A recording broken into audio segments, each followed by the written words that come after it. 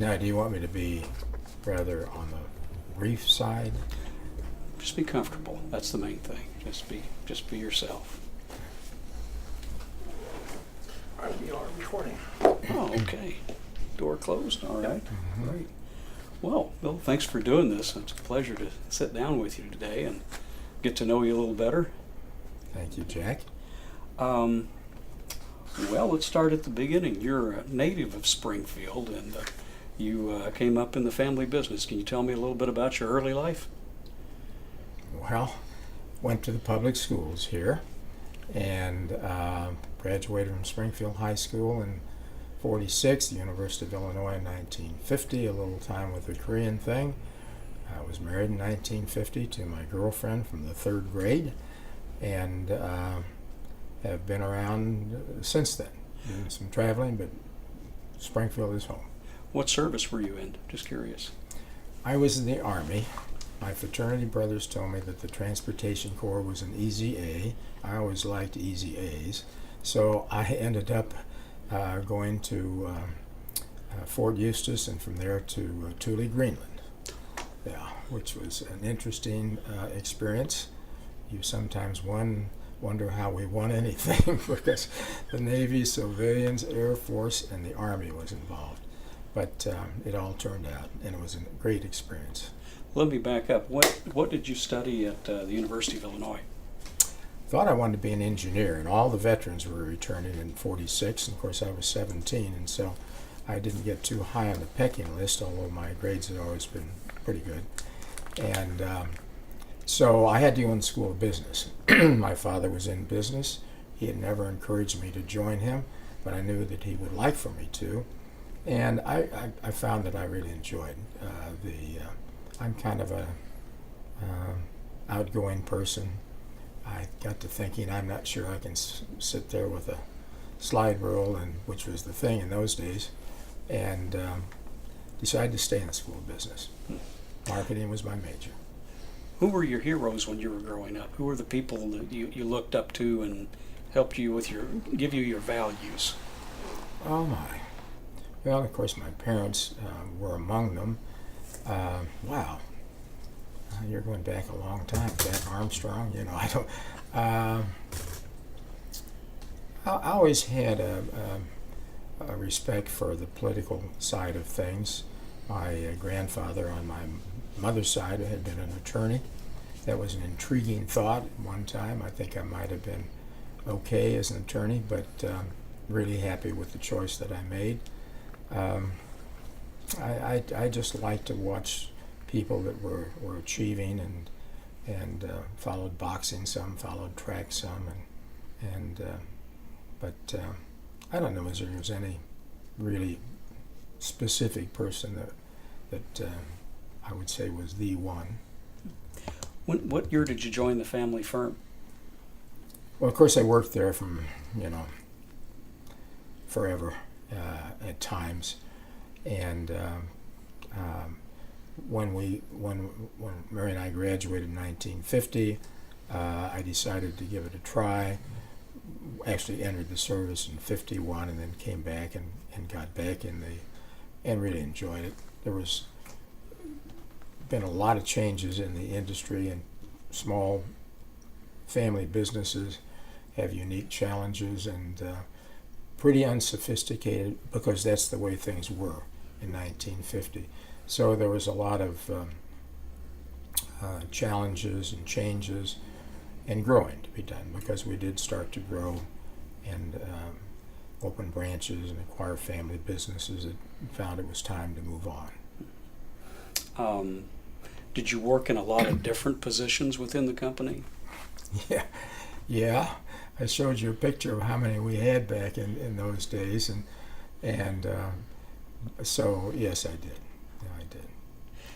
Everything was done in hand in those days, and so I even kept books one summer while I was at college in hand.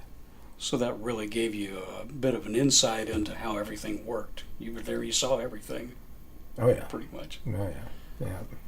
So when did the real big expansion start with you and your father as the company started to grow? Well, I don't know. I think it was a controlled growth, Jack, more than a just explosion. We would add a branch every year, so we're up to 16 now. And you go back, that's over 50 years that's been achieved. We most of them have been successful. We've had some that weren't. So you swallow your pride and pick up your baggage and move on.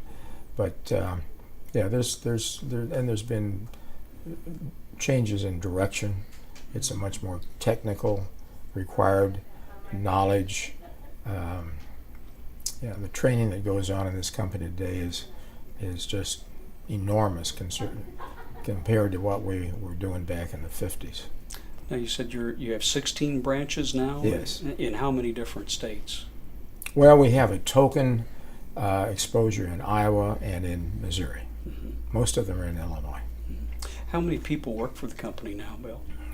It would be approaching 300. It's not 300, but in the 275 area.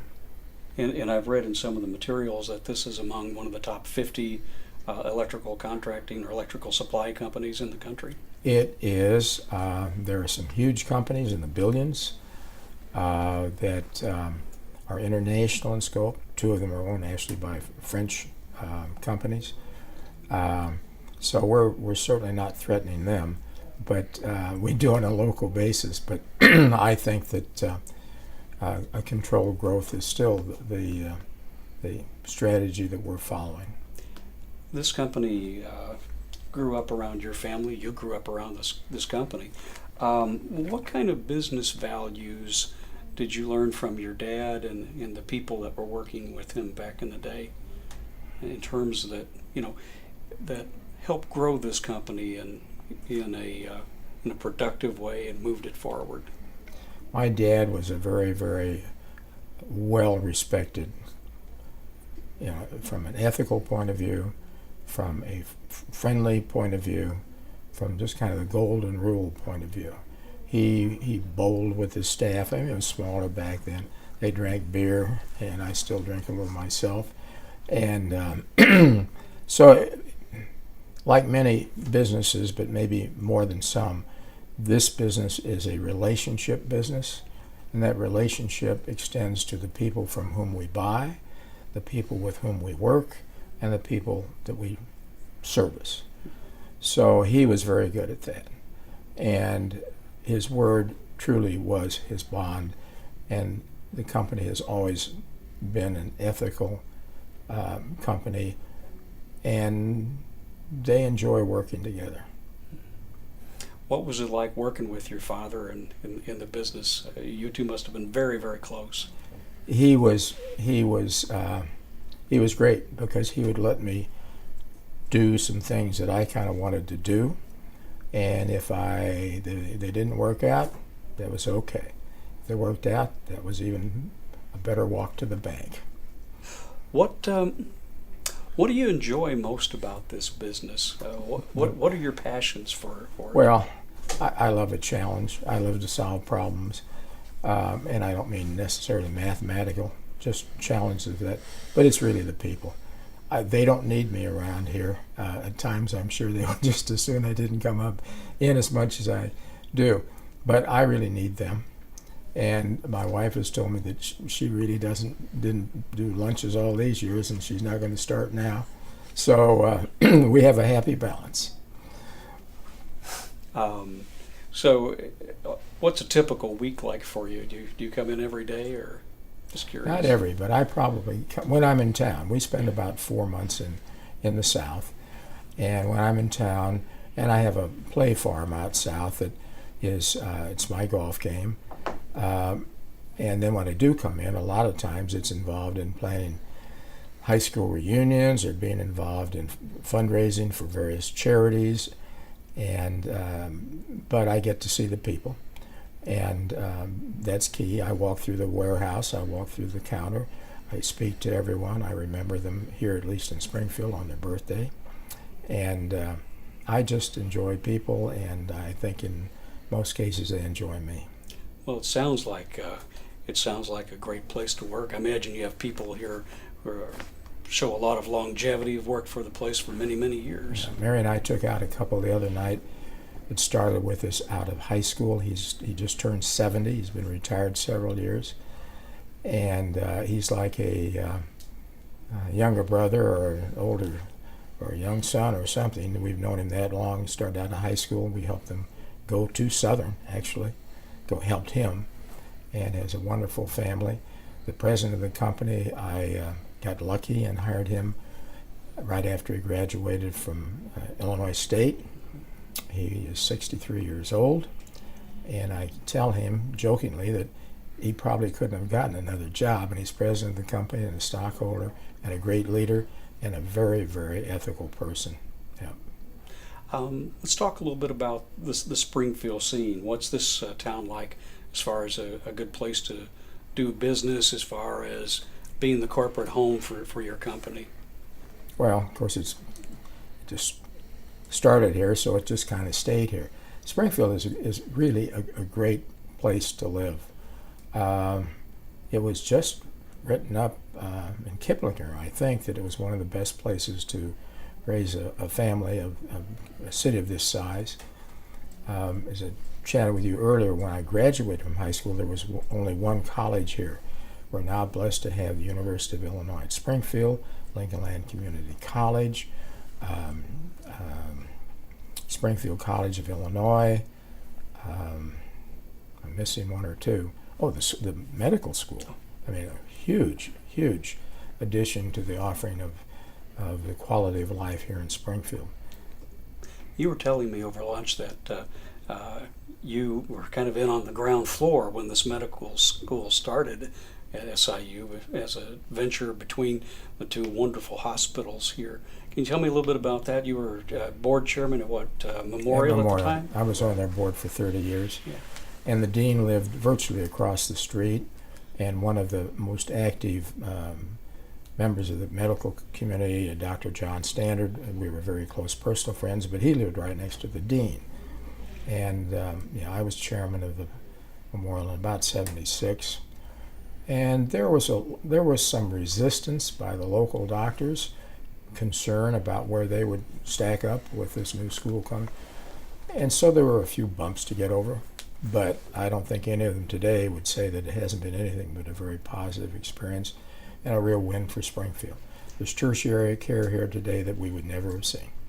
As you look at, I know from reading up a little bit that, at one time, like a lot of communities its size, it had a lot of manufacturing, but for various reasons, things have not always gone so well with the manufacturing side of things. But the medical community, the medical arts, the medical clinics and things that have grown up here have really done a lot to bolster the economy of the community. Could you speak to that, how that's really helped the city grow? Oh, very much. It is the leading industry that we have today. Certainly the state government employs a lot of people. Our banks, which most of them have been purchased by larger banks, but the banks were a very substantial influence and support of the community 20, 25 years ago. Insurance companies, Franklin Life was here, and of course Horace Mann is still here. Pretty much white collar. The mines were way back when were a big part of Southern Illinois, and there were rival unions and there were shootouts in our neighborhood at one time, where my wife and I, excuse me, lived. Sorry. And I'm not blaming the unions, but because management is not free of fault when there are problems. But there just seemed to be some conflict that drove unions out, although in the case of Sangamon Electric, they were purchased by Schlumberger and they just saw fit to move things away. And Sangamon was a very fine company here in Springfield. But things like that happen. You have some communities like Peoria that's really tied into CAT, but we're pretty much tied into, I guess, state banking, insurance, and certainly the hospital has come to be the top of as far as I'm concerned, maybe not as many employees, but both hospitals employ several thousand people. And as you were telling me, over the years, not only as chairman and as a board member at Memorial, you worked with folks down the street here, down Carpenter Street at St. John's. There's been a lot of interaction in this town to move this thing forward. It's been really impressive to see the growth around here. Well, it has been, and there is communication between the two hospitals, which I like to think I was part of that when it got started. And it's important because it doesn't make sense to duplicate a lot of expensive procedures if there's not enough market to sustain it. I think all in all, we have a lot of synergism and togetherness in this community. But there is politics. At all levels of all kinds. What are some of the interests, community interests you've been involved in over the years? I know about the health field, but I've heard you've also been into conservation. You've done a number of things. I don't know much about your interests. Well, I was involved Masonically, was potentate of the shrine here at age 35, which was the youngest. I've been head of the Chamber of Commerce. I've been on the State Chamber of Commerce. I've been on the advisory board of the School of Business at Illinois. I've been involved in numerous charities here and involved in the American Business Club. And I just, my wife would tell you I've been over-involved, but I love it. I really do. I like a challenge. And most recently I've been involved in a couple of fund drives here. Yeah. What charities in particular are you involved with these days? Well, I'm trying to help the Salvation Army get to where they want to be, and I'm trying to get out of some of this, Jack, so I'm not too, Sure. But I was helping the Center for the Arts when they just made their successful drive, and I'm kind of available. I've helped my daughters raise funds for parks and what have you, because the thing I am proud of is that the involvement that I've had in this regard in the past is one that my children and my sons-in-law are following. They're involved in a lot of charities locally.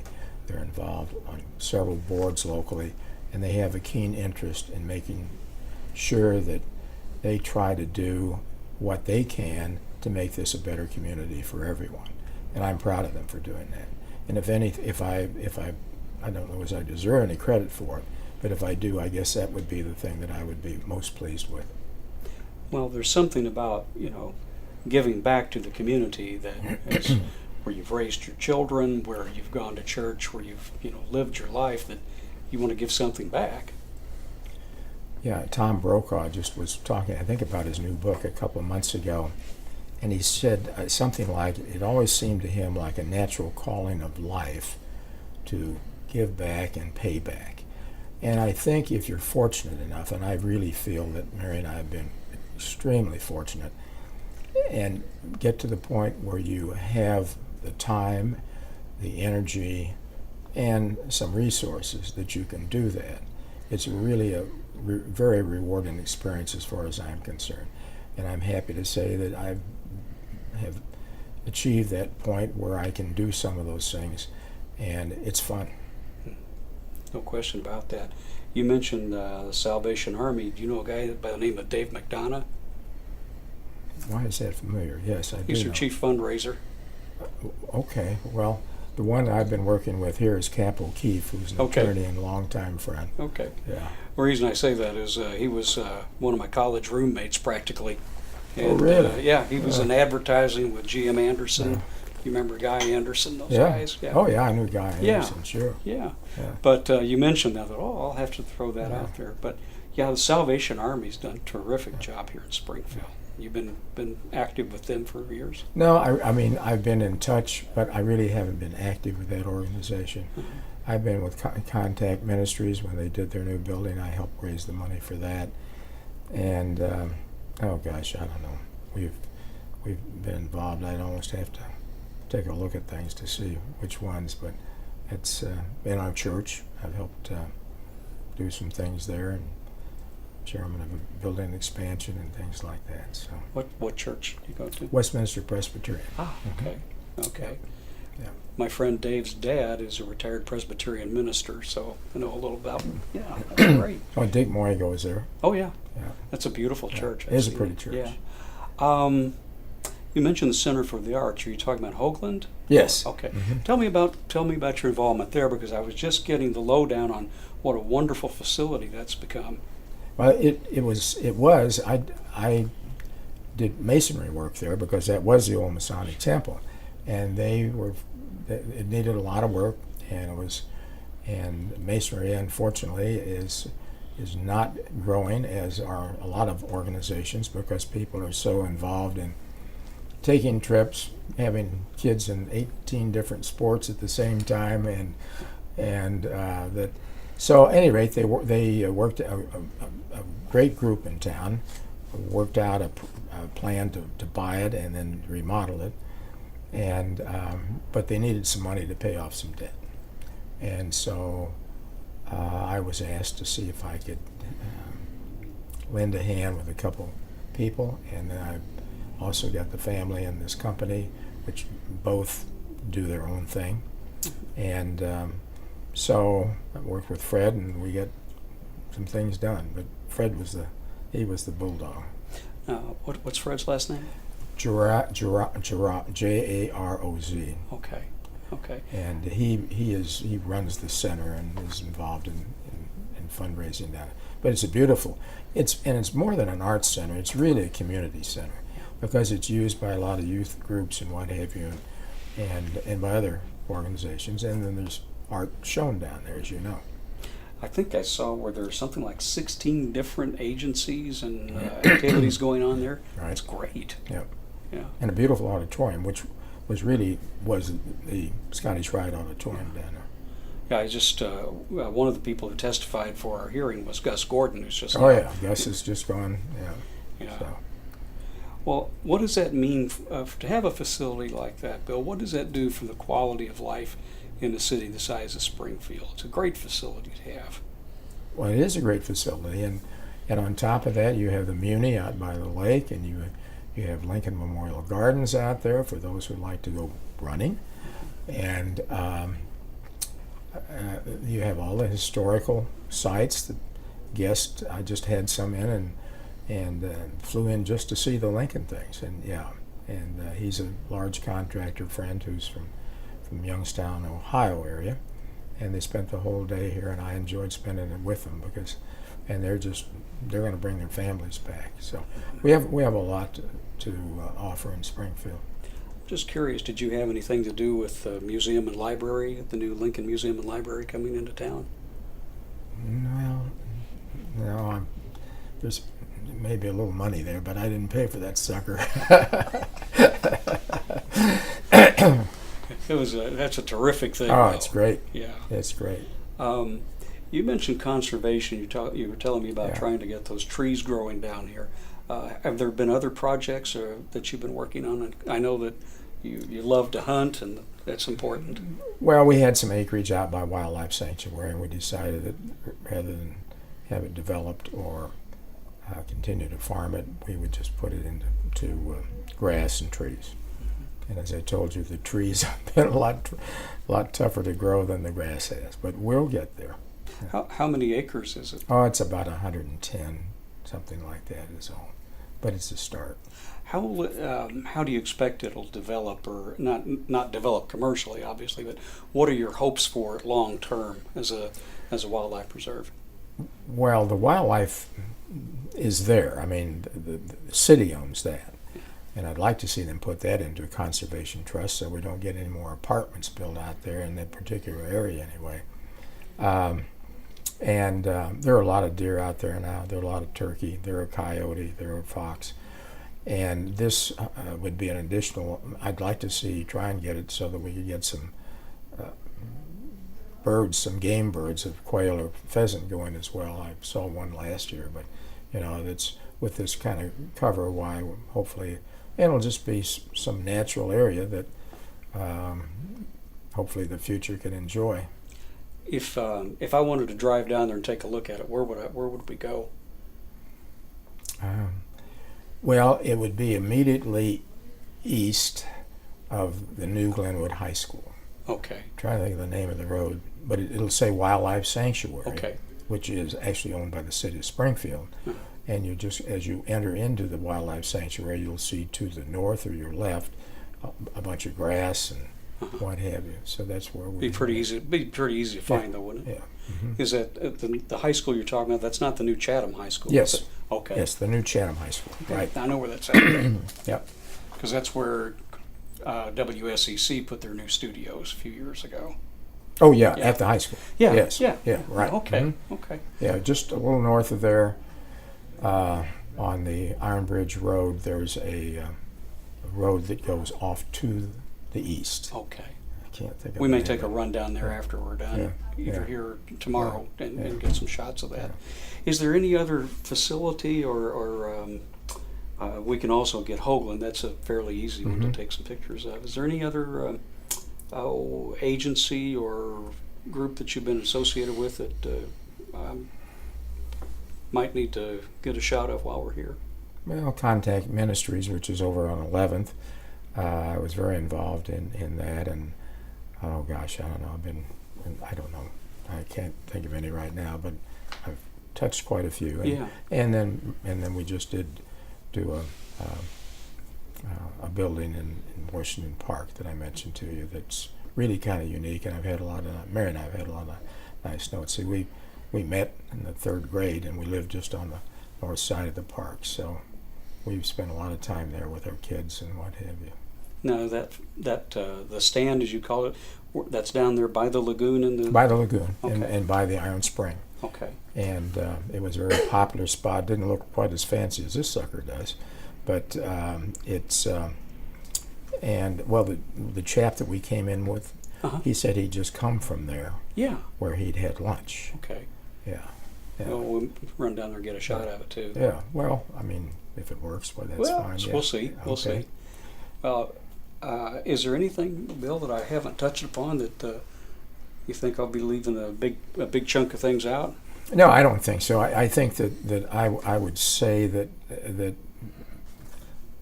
I really have enjoyed my career. I have found, for those who are looking to any career, that there is no substitute for hard work. There's no substitute for treating people like you'd like to be treated. And as I told you earlier, they call me the coach. Yeah. I don't know what they call me at other times, but normally they refer to me as the coach. And a few years back, I could name everyone by their first name when I visited the branches. It's kind of gotten away from me. We don't travel quite as much as we used to, but I still walk through the counter in the warehouse and what have you and speak to people.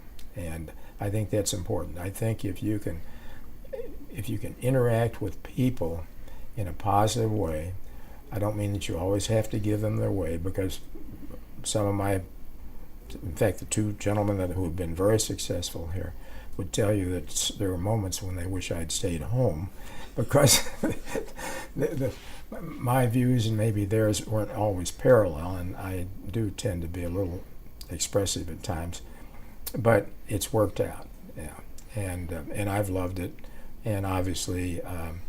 The other thing that's kind of interesting, though, is that 4 years ago we established an ESOP, which means all the employees now together own 30% of the company, and they're beginning to get they just got their statements, and it's incredible how much money these people will have at retirement. It's a much better investment than Social Security. But they've got that on top of it. No, but an ESOP is a great thing for your staff, and it reflects in their attitude and their determination and the fact that they want to give good quality performance to our customers. They're real stakeholders at the end of the day. Oh, they definitely are. Yeah. Yeah. So. Well, I've had a delightful time talking with you. It's been fun. You'll have to come back and we'll do it again. Hang out. Well, that's all right. I'm in town enough. Yeah, well, I'll give you my card, and you just give me a call when you want to be here. Yeah. Bring Roger along. Yeah, Roger will be happy to come along. I guess next, what I'd like to do is kind of walk through some areas with you. And you